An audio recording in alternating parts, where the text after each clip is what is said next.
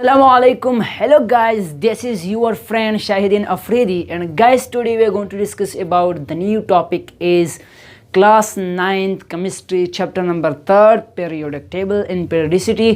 आज हम स्टार्ट करने जा रहे हैं मॉडर्न पीरियोडिक ला या हम मॉडर्न पीरियोडिक टेबल हम कहते हैं।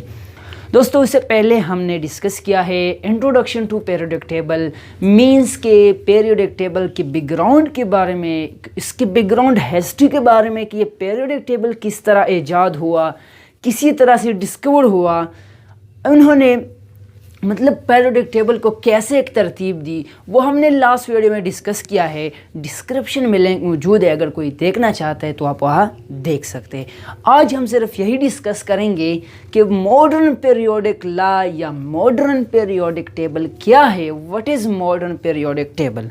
सो दोस्तों, मॉडर्न पीरियोडिक टेबल एक्चुअली जब लॉदरमियर और मेंडलीफ ने उन्होंने डेंसिटीज़ और एटॉमिक वेट के बेस पे जो पीरियोडिक टेबल बनाया, उसके बाद मतलब उसमें भी काफ़ी ज़्यादा स्पेसेस थे, एम्प्टी स्पेसेस एटम के एलिमेंट्स के लिए छोड़े थे।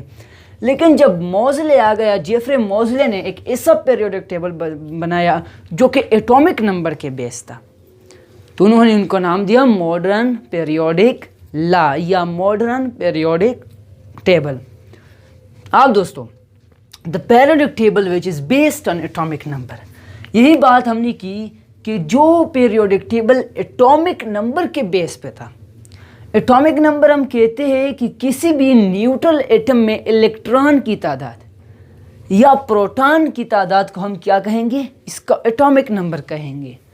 जैसा कि हाइड्रोजन का 1 इलेक्ट्रॉन है, 1 प्रोटॉन है, तो इसका एटॉमिक नंबर भी 1 होगा।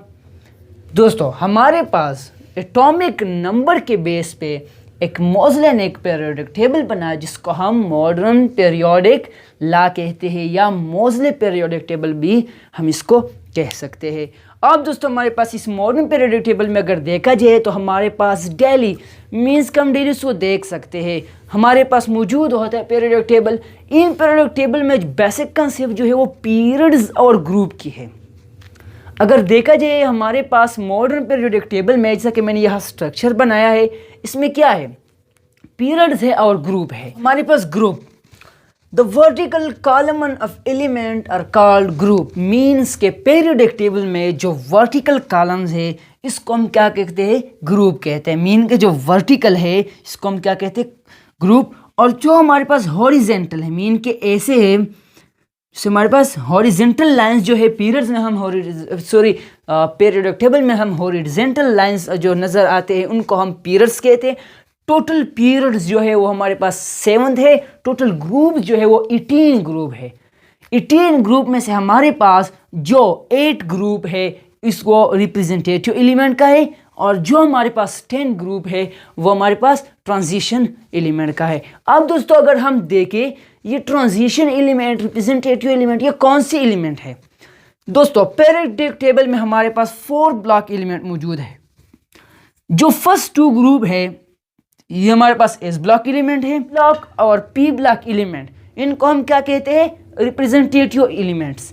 ये क्यों, जो कि हमारे पास डेली लाइफ में अगर देखा जाए तो सबसे ज़्यादा जो यूसेज है वो यही रिप्रेजेंटेटिव एलिमेंट की है। तो हमारे पास S block and D block element in periodic table is called representative element. अब दोस्तों, हमारे पास ट्रांजिशन एलिमेंट, ट्रांजिशन एलिमेंट हमारे पास सारे के सारे मेटल है, मीन्स कि डी ब्लॉक एलिमेंट जितनी भी है। देखो दोस्तों, हमारे पास यहाँ क्या है, डी ब्लॉक एलिमेंट में हमारे पास 10 ग्रुप है, और जो 10 ग्रुप है इनको हम क्या कहते हैं, ट्रांजिशन एलिमेंट। एक है हमारे पास लेंथेनाइड, एक है एक्टिनाइड। एक्टिनाइड, लेंथेनाइड, जो डी ब्लॉक के नीचे जो एफ ब्लॉक है उसमें 2 सीरीज है, मीन के एक अपर है एक लोअर है। अपर को हम कहते हैं लेंथेनाइड, जैसा कि हमारे पास लेंथेनियम एलिमेंट से स्टार्ट होता है, और एक्टिनाइड जो है वो एक्टिनियम एलिमेंट से स्टार्ट होता है, इसलिए उनको लेंथेनाइड और एक्टिनाइड सीरीज का नाम दिया जाता है। सो दोस्तों, आज की वीडियो में हमने डिस्कस किया modern periodic table and group and periods की, मीन के टोटल पीरियड्स कितने हैं, टोटल ग्रुप कितने हैं।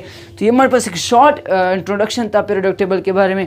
इंशाल्लाह आगे वीडियो में हम डिस्कस करेंगे एटॉमिक रेडियस, और जो हमारे पास जो और टॉपिक रह गए वो भी हम डिस्कस करेंगे। Thank for watching.